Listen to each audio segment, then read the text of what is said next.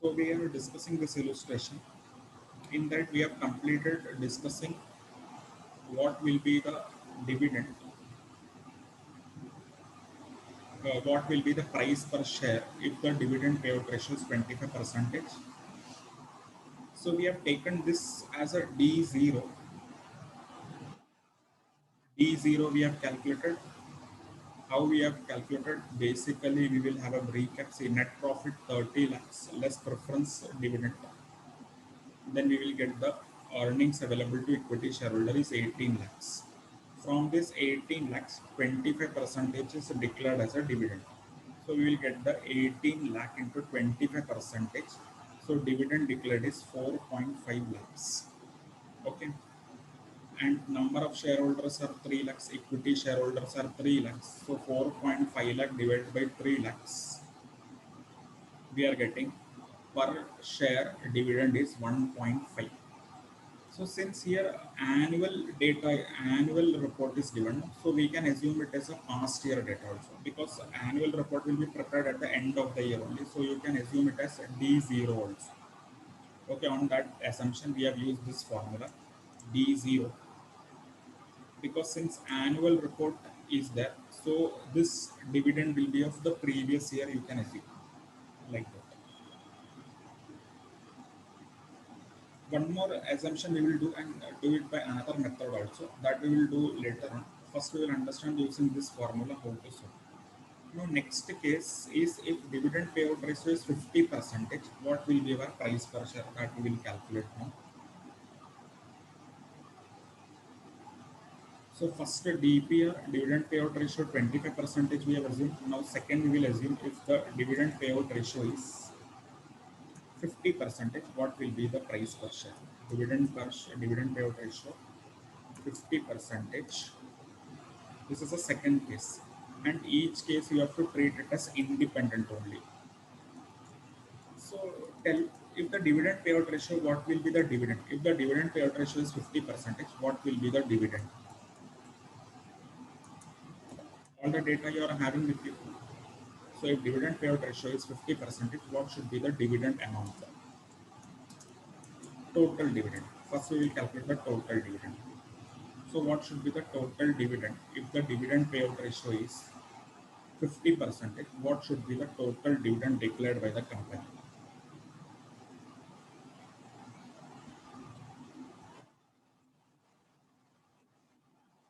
Yes, first, what will be the total dividend declared by the company?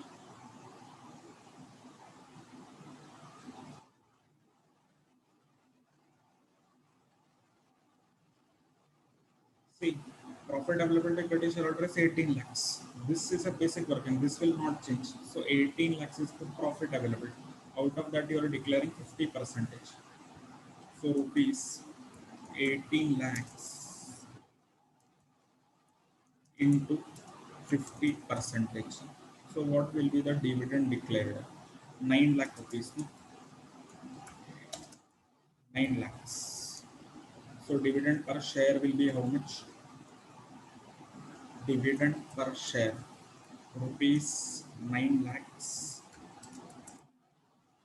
divided by 3 lakh equity shareholders are there. No? So 9 lakh divided by 3 lakhs is how much? So dividend per share will be rupees 3 per share. Okay.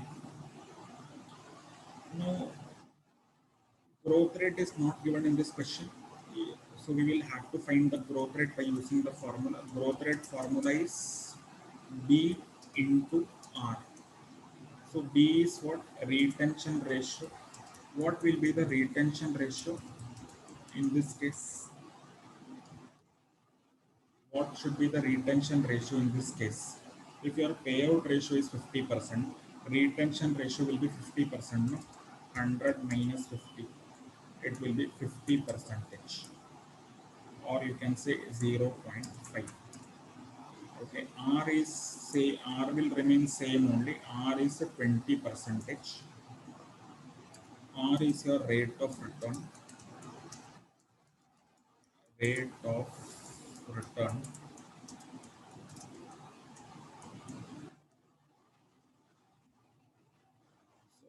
the rate of return 20 percentage is equal to 0.20. So your growth rate you can calculate 0.5 into 0.20, which will be how much? 10 percentage. Okay, B into R, no? 10 percentage will be the growth rate. 10 percentage, yeah, correct. So now all the data we have got, growth rate we have calculated. Okay, dividend per share we are having K, we know K is 16 percentage. So now we can calculate the price per share. So same formula, only numbers will be changing. So case 2 or situation 2, the numbers will be changing. Instead of 1.5, it will become 3. Growth rate will become 10 percentage. K will remain same only. So this we can change. 3, growth rate is 10. K will be same only, 10. So now we can solve this part. How much it will be? 3 bracket 1 plus 0.10, 1.1 into 3, 3.3, and 0.16 minus 0.10 will be 0.06. So 3.3 divided by 0.06. So your price per share will be 55.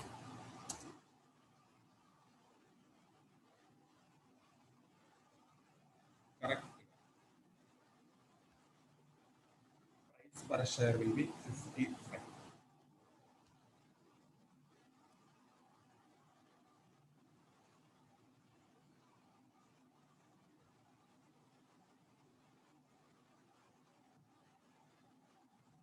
So this is the second case, the second situation.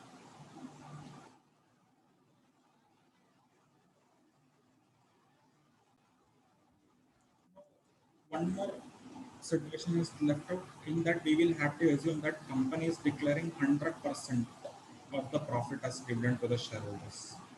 So what will be that case? Let us check that.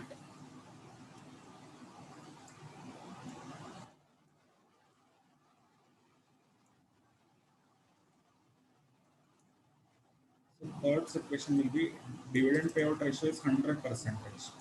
So if dividend payout ratio is 100%, your entire profit will be declared as dividend. So this will become 100%. So your dividend will be 18 lakhs, because 100% you are giving to the shareholders. So 18 divided by 3, your DPS will become 6 per share. Now here retention ratio will be 0, because 100 minus 100 will be 0. So your growth rate will be 0, because anything multiplied by 0 is 0. So when you will multiply 0 into 20, you will get 0 only. Okay.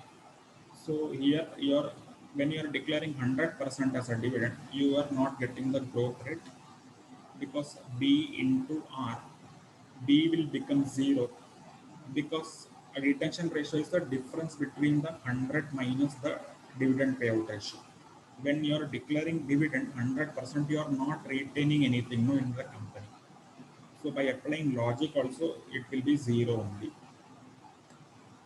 Now all the things we have got for our calculation purpose, now we can apply the formula and we will get the answer.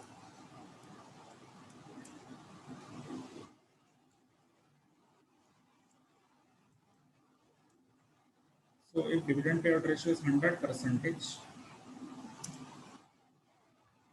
dividend will become 6, growth is 0, KE will remain same,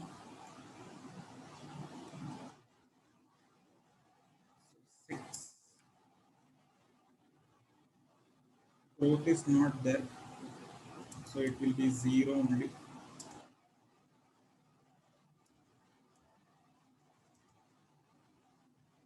So this portion you can solve and get the market price per share. How we can calculate? 6 into 6 divided by 0.16. Okay. So your market price will be how much? So this will be 6 divided by 0.16. So market price will be 37.50 per share. Everybody got 37.50 per share market price per share.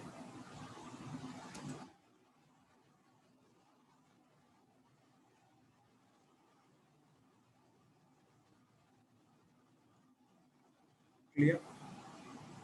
So in first case, when the dividend payout ratio was 25 percentage, market price, today's market price was 172.50. When the dividend payout ratio became 55%, 50 percentage, market price became 55. When the dividend payout ratio became 100 percentage, our market price became 37.50 per share.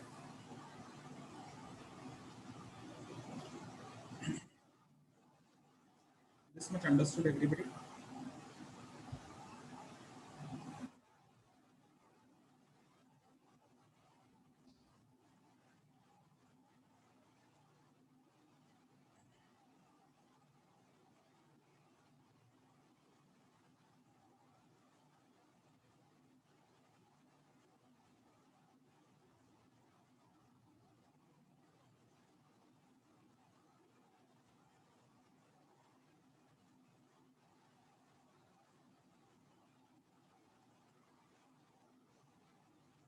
Everybody clear with this much?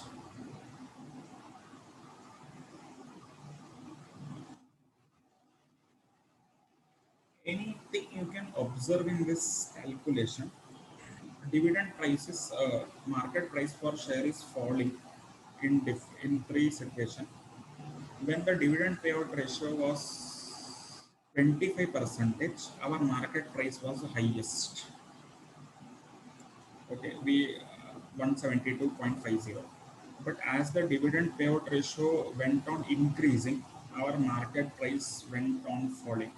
And when the dividend payout ratio was 100 percentage, our market price became lowest, that is 37.50.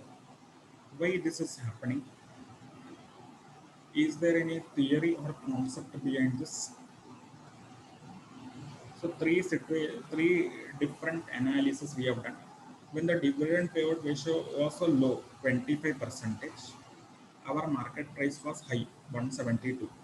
When dividend payout ratio became extreme, that is 100 percentage, market price became very, very low, that is 55 37.50.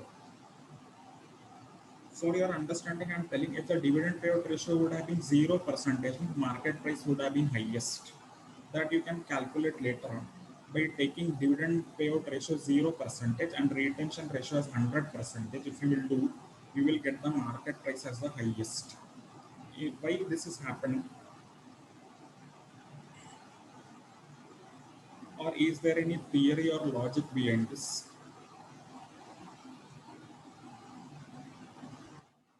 Yes, everybody can give active participation. No?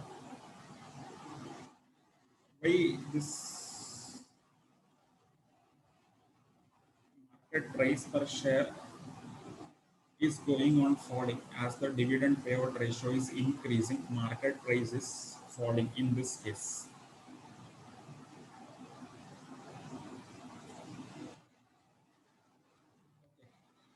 We will understand why it is.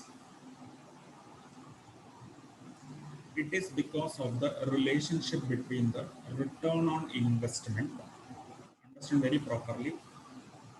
It is because of relationship between the return on investment and cost of capital. We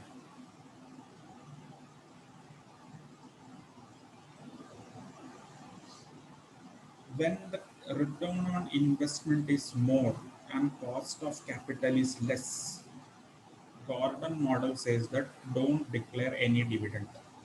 If you want to keep your share price high, your dividend should be 0%. Okay.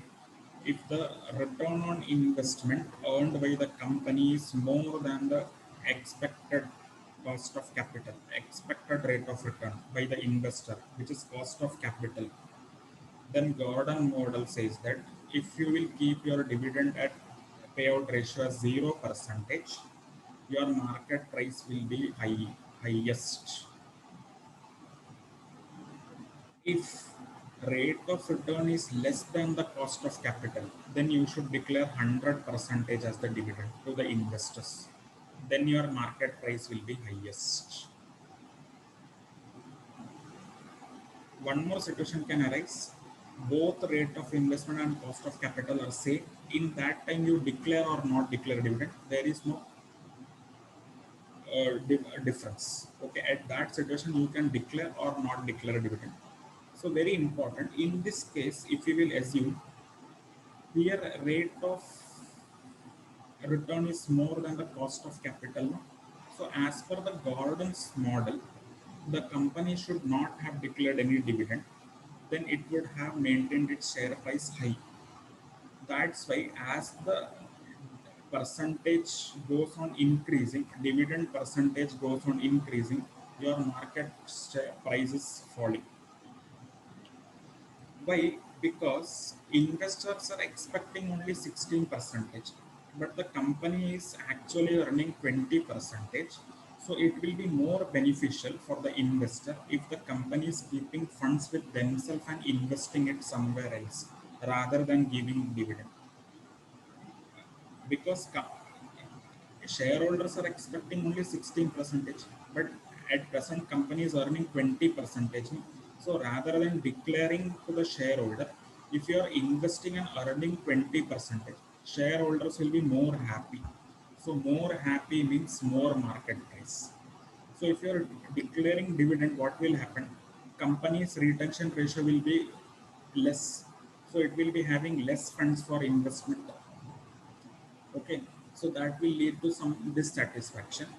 So that's why Gordon says that when the rate of return, actual rate of return is more than the expected rate of return, that is KE, you should not declare any dividend. That's why I said that when you will keep the dividend payout ratio as 0 in this question, your market price will be highest. If you want to check, you can check later on. That's why as the dividend payout ratio goes on increasing, our market price goes on falling, because this is not as per the Gordon growth model. This is against the Gordon model, because Gordon model says that you should compare the rate of return and cost of capital and then declare the dividend. If your rate of return is more, cost of capital is less, don't declare any dividend.